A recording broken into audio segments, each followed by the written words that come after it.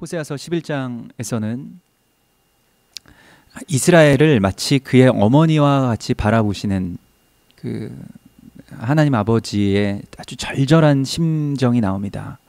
그래서 이스라엘 아직도 그저 어린 아들처럼 생각하는 하나님 아버지의 마음이 여기서 어떻게 감추지 못하고 이 심판 가운데서 계속 이제 터져 나오는 거예요. 그래서 이 준엄한 심판을 하나님께서 명하시고 이스라엘 백성들이 그렇게 그 심판 자리 가운데서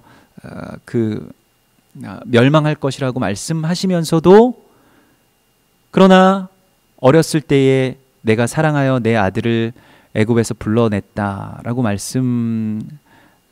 하시면서 이 어린 아들로 이 이스라엘을 다시 바라보시는 그 어머니의 마음이 여기에 표현되고 있습니다. 그래서 그 애굽에서 출애굽했을 당시가 바로 이스라엘이 아주 어렸을 때, 이스라엘이 아직 그 국가가 되기 이전에 그들을 불러냈다라고 말씀하고 있는데요. 2절에 보면 선지자들이 그들을 부를수록 그들은 점점 멀리하고 바알들에게 제사하며 아로새긴 우상 앞에서 분향하였느니라, 이렇게 번역되었는데, 이 번역이 히브리어 그 원어 성경을 보면 선지자들이 그들을 부를수록 하는 것은 이제 이것을 의역한 사본을 번역하는 것이고요. 그냥 그 원문을 보면 그들은 그들을 더 부르면서 그들을 떠나갔다, 이렇게 나오는데, 이게 번역되기가 어렵기 때문에 선지자들이 그들을 부를수록이라고 나오는데요.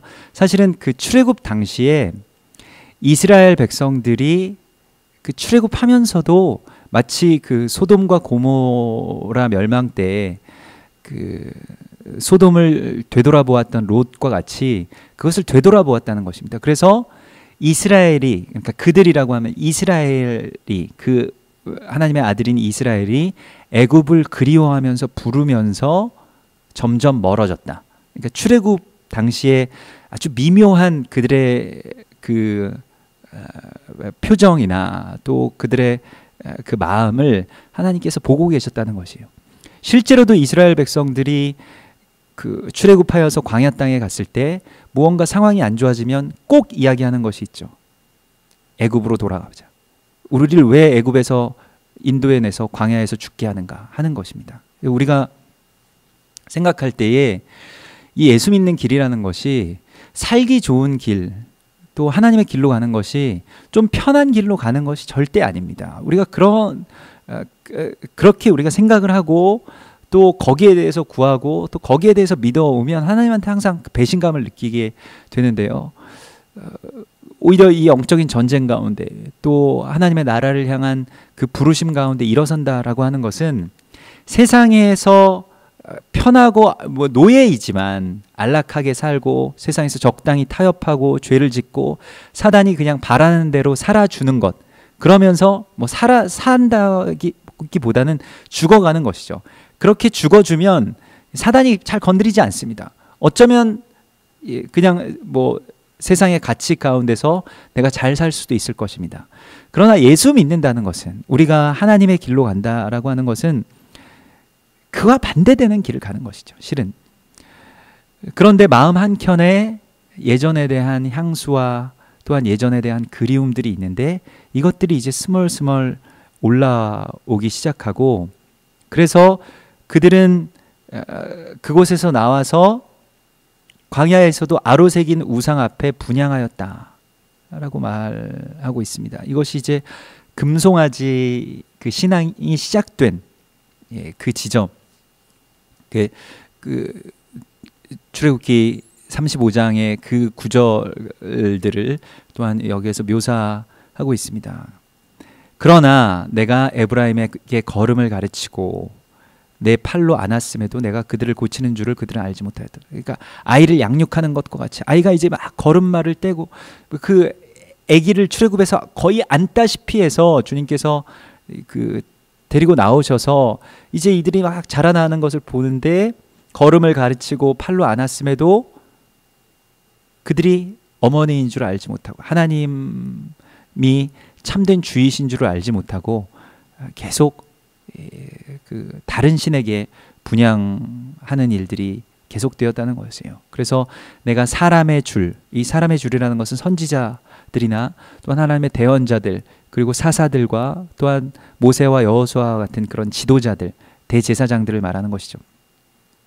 곧 사람의 줄, 그리고 사랑의 줄로 그들을 이끌었고, 이것은 곧 그 예수 그리스도에게까지 이어지는데요. 사람의 줄, 곧 사랑의 줄. 그래서 우리에게 하나님의 사람을 보내셔서 그 보냄을 받은 사람들로 하여금 우리를 이끌었고, 그들에게 대하여 그 목에서 멍에를 벗기는 자가 되었으며, 그래서 다른 죄의 짐과 또 세상의 가치 가운데 매몰되어 있던 멍에를 벗기는 자가 같이 되었으며, 그들 앞에 먹을 것을 두었노라. 만나와 또한 메추라기로 우리를 먹이시는 그 주님을 그렇게 계시하고 계십니다.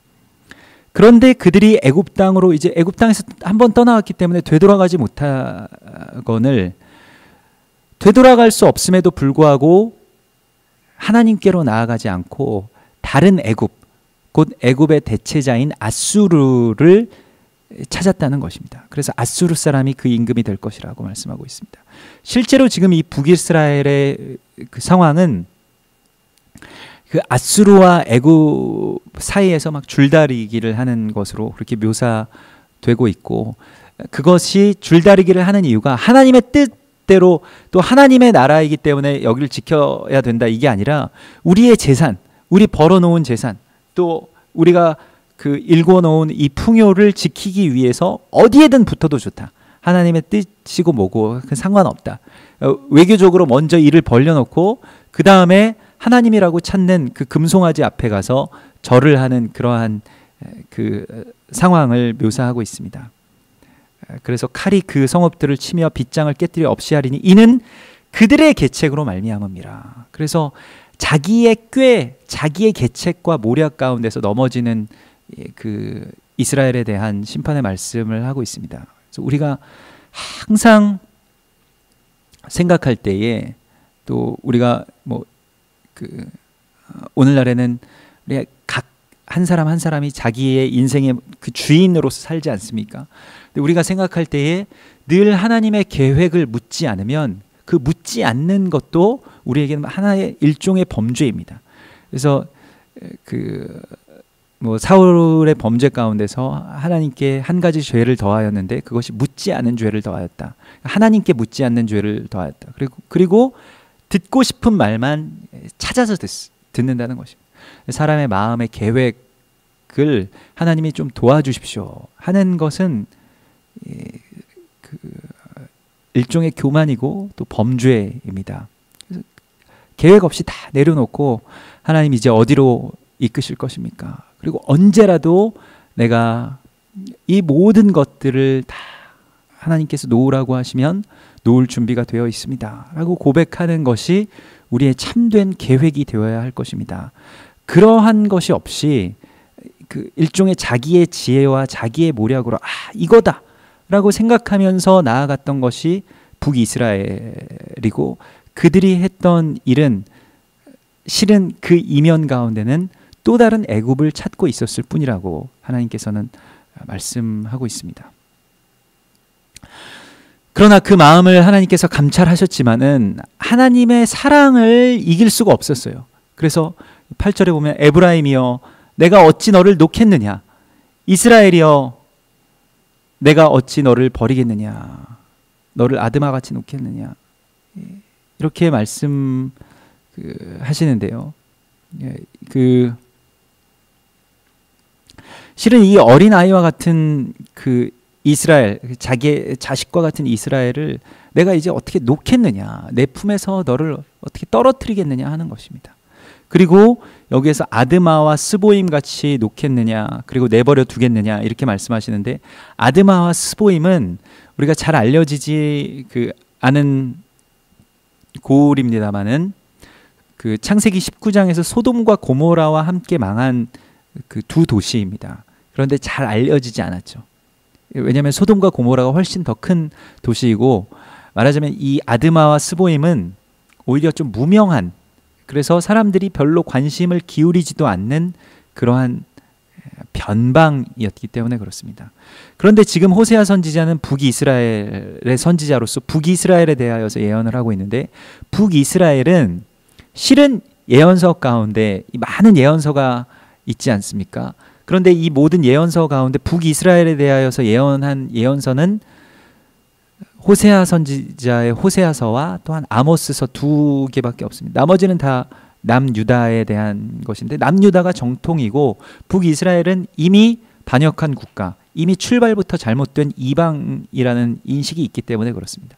그래서 자기들 스스로에 대하여서 아드마와 스보임 같은, 그러니까 멸망하는 가운데서도 이 남유다도 훗날에 멸망하게 되는데, 남유다의 멸망에 대해서는 막 사람들이 다 알고 모든 선지자들이 일어나서 예언을 합니다마는, 그러나 북이스라엘의 그 예언, 북이스라엘에 대한 예언은 사실은 없잖아요.